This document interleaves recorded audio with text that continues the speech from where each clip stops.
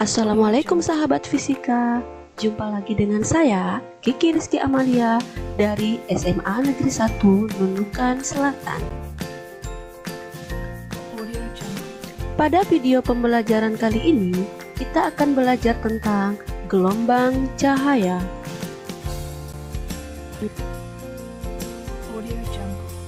Kompetensi dasar pada materi hari ini adalah menerapkan konsep dan prinsip gelombang bunyi dan cahaya dalam teknologi.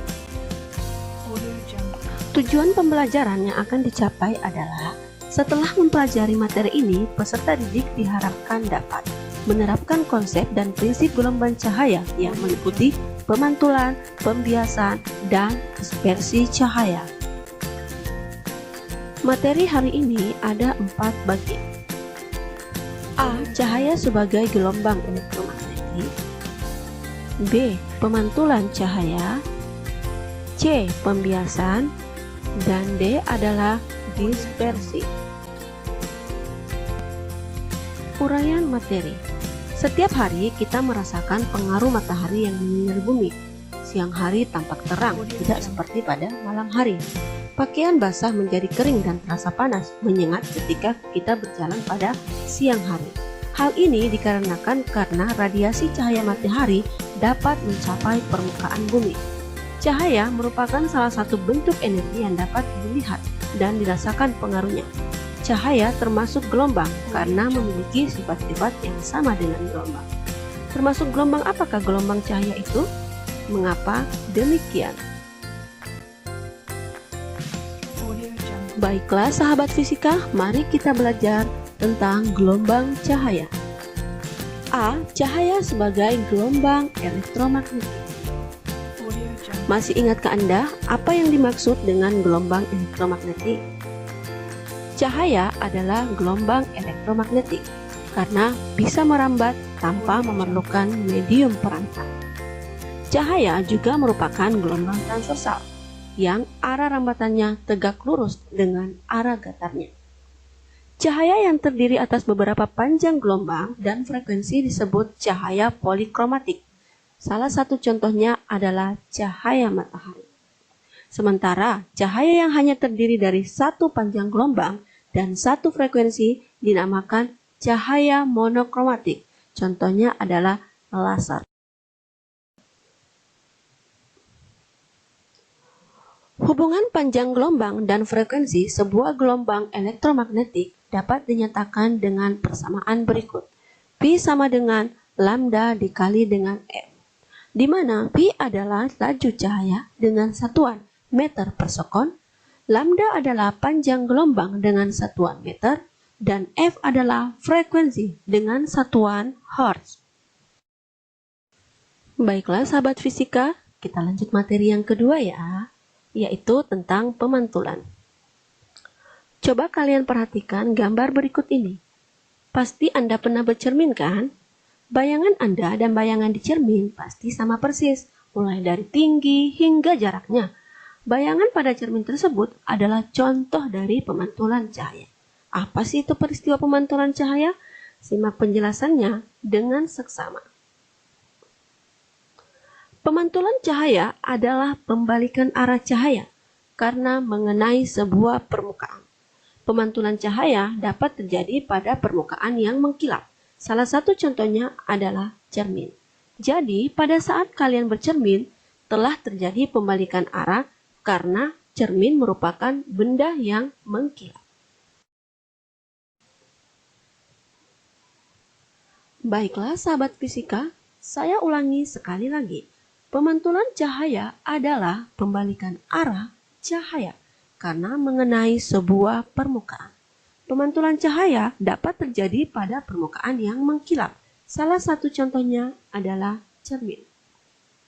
Dalam pemantulan dikenal dengan hukum pemantulan cahaya yang dikemukakan oleh Snellius dari tahun 1591 sampai 1626. Bunyi hukum pemantulan cahaya adalah sebagai berikut. A. Sinar datang, garis normal, dan sinar pantul terletak pada satu bidang datar. Jadi kalian bisa perhatikan pada gambar. sinar datang, garis normal, dan sinar pantul terletak pada bidang datar, di mana contoh bidang pantulnya adalah cermin. Bunyi hukum pemantulan yang kedua adalah besar sudut datang sama dengan besar sudut pantul. Kalian perhatikan lagi gambarnya. Perhatikan gambar sinar datang, sudutnya sama besar dengan sinar pantulnya. Jadi ingat, bunyi hukum pemantulan yang dikemukakan oleh Snellius ada dua. Sinar datang, garis normal, dan sinar pantul terletak pada satu bidang datar. Yang kedua, besar sudut datang sama dengan besar sudut pantul. Jenis-jenis pemantulan.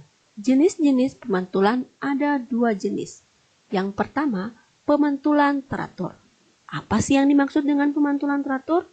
Pemantulan teratur yaitu berkas sinar-sinar sejajar yang dipantulkan sejajar, juga banyaknya sinar pantul yang mengenai mata pengamat, sehingga benda tampak bersinar terang. Terjadi pada benda-benda yang permukaannya halus atau rata, seperti baja, kaca, dan aluminium. Sedangkan pemantulan baur atau difus adalah berkas sinar-sinar sejajar dipantulkan ke segala arah, hanya sedikit sinar pantul yang mengenai mata pengamat, sehingga benda tampak suram. Terjadi pada benda-benda yang mempunyai permukaan kasar atau tidak rata. Jadi ingat, jenis pemantulan ada dua, yaitu pemantulan teratur dan pemantulan baur atau biasa disebut dengan difus. Kalian bisa perhatikan gambar berikut ini. Gambar yang pertama adalah contoh gambar pemantulan teratur. Jadi sinar datang sama dengan sinar pantul. Sedangkan yang kedua adalah pemantulan baur atau hamburan. Kita bisa membedakan pemantulan teratur dengan baur dengan sangat mudah, yaitu saat kamu bercermin di cermin yang bersih, itulah yang disebut dengan pemantulan teratur. Sedangkan saat kamu bercermin di cermin yang kotor, itulah yang disebut dengan pemantulan baur. Kita lanjutkan ya, sahabat fisika. Bagian C yaitu pembiasan. Coba perhatikan gambar berikut. Terkadang Anda melihat genangan air di jalan raya. Namun ketika mendekat, ternyata tidak ada genangan air apapun. Itulah yang biasa kita kenal dengan istilah fata morgana. Contoh lain dalam kehidupan sehari-hari yaitu ketika kolam renang atau sungai yang airnya jernih terlihat seperti dangkal. Padahal kolam renang atau sungai tersebut sebenarnya sangat dalam.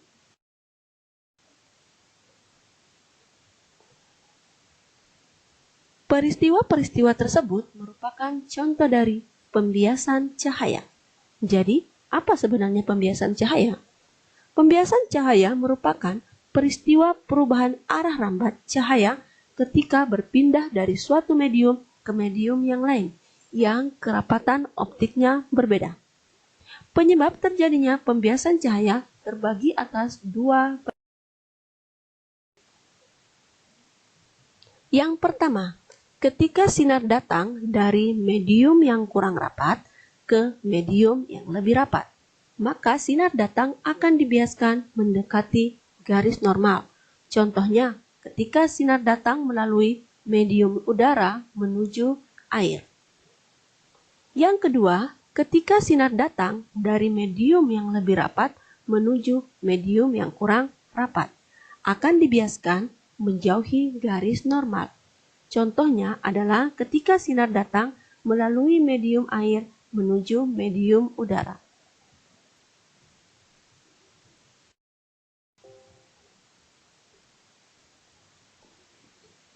Pembiasan cahaya dijelaskan dengan menggunakan hukum Snellius, yaitu N1 sin theta I sama dengan N2 sin theta R, di mana N1 adalah indeks bias medium pertama, theta I sama dengan sudut datang, N2 adalah indeks bias medium kedua, dan theta R sama dengan sudut bias. Jadi, Pembiasan cahaya dirumuskan menggunakan N1 sin theta I sama dengan N2 sin theta R. Baiklah, kita lanjut lagi sahabat fisika. Materi keempat yaitu adalah dispersi. Coba perhatikan gambar berikut. Gambar berikut adalah gambar pelangi. Bagaimana sih proses terjadinya pelangi? Mari kita simak penjelasannya. Anda tentu sering sekali melihat pelangi. Pelangi datang pada saat telah terjadi hujan. Warnanya yang beraneka rupa menjadi salah satu fenomena yang sangat dinanti. Ketika hujan usai, bahkan biasanya Anda mungkin bermain-main dengan benda bening untuk membuat warna pelangi. Warna pelangi merupakan salah satu peristiwa penguraian cahaya yang dikenal dengan istilah dispersi.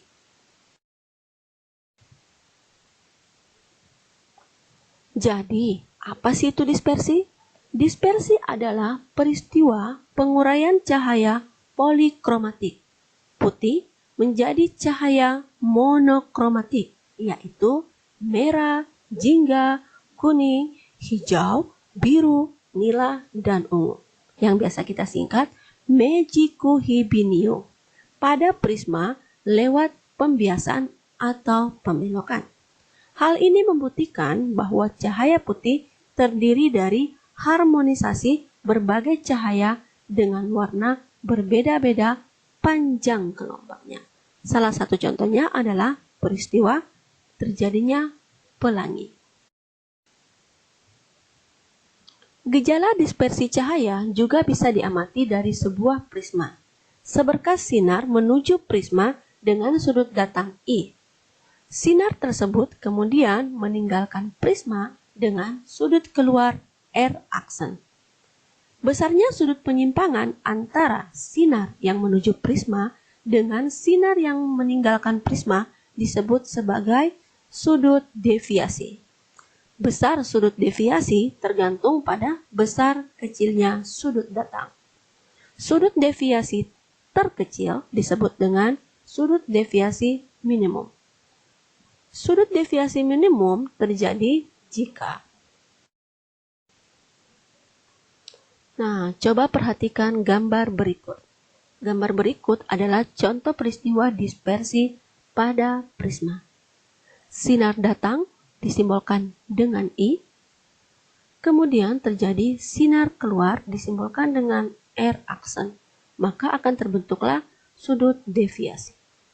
Sudut deviasi terkecil disebut dengan sudut deviasi minimum. Terjadi jika I sama dengan R aksen sama dengan I aksen, ditambah dengan R sama dengan sudut pembias prisma. Besarnya sudut deviasi pada prisma dirumuskan sebagai berikut. Sudut deviasi minimum sama dengan I aksen ditambah R aksen dikurang sudut pembias prisma. Jadi itu adalah cara mencari sudut deviasi pada sebuah prisma. Baiklah, kita lanjutkan sahabat fisika. Selanjutnya adalah kita mempelajari contoh soalnya untuk memudahkan pemahaman. Seseorang menyinari sebuah kaca tebal dengan sudut 30 derajat terhadap garis normal.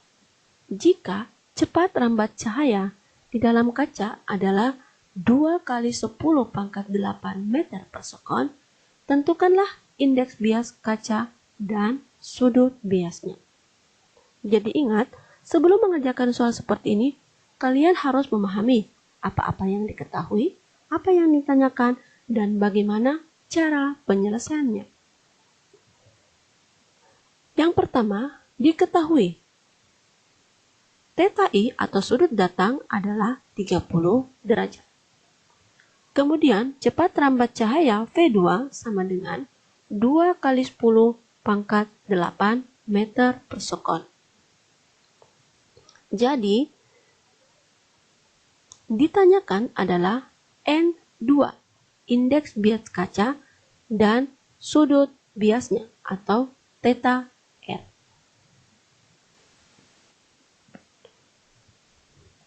Untuk mencari indeks bias kaca, kita menggunakan persamaan N sama dengan C dibagi dengan V. C itu adalah kecepatan cahaya dan V adalah kecepatan cahaya di dalam kaca. Di mana kecepatan cahaya adalah 3 kali 10 pangkat 8 meter per sekon dibagi dengan kecepatan cahaya di dalam kaca, yaitu 2 kali 10 pangkat 8 meter per sekon, sama dengan 1,5. Jadi, indeks bias kaca adalah 1,5. Selanjutnya, kita mencari sudut bias. Pada saat mencari sudut bias, kita menggunakan hukum Snellius, yaitu sin theta I per sin theta R sama dengan N2 per N1. Sin theta I adalah sudut datang, sin theta R adalah sudut bias, N2 adalah indeks bias medium kedua, N1 adalah indeks bias medium pertama. Sin 30 derajat sama dengan sin theta R, sama dengan 1,5 dibagi dengan 1. 1,5 dibagi 1 sama dengan 1,5. Berarti sin theta R sama dengan 0,5 dibagi 1,5. Sin theta R sama dengan 0,33. Theta R sama dengan sin minus pangkat minus 1 dikalikan dengan 0,33. Maka sin theta R sama dengan 19,27 derajat. Jadi, besar sudut biasnya adalah 19,27 derajat.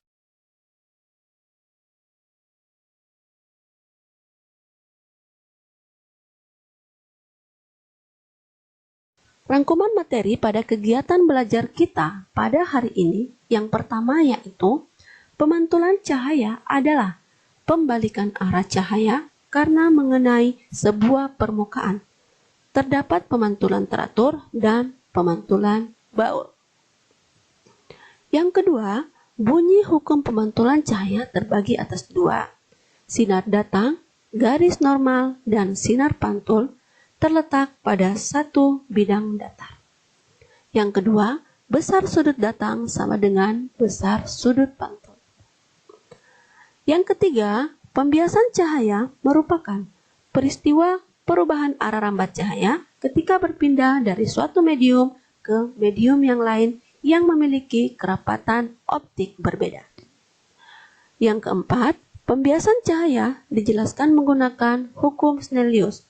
N1 sin theta R sama dengan N2 sin theta R. Dan yang terakhir adalah dispersi. Dispersi adalah peristiwa penguraian cahaya polikromatik putih menjadi cahaya monokromatik, merah, jingga, kuning, hijau, biru, dan ungu pada prisma lewat sebuah pembiasan atau pembelokan. Sekian video pembelajaran kita hari ini. Sampai jumpa di video berikutnya. Semoga bermanfaat. Jangan lupa jaga kesehatan. Assalamualaikum warahmatullahi wabarakatuh.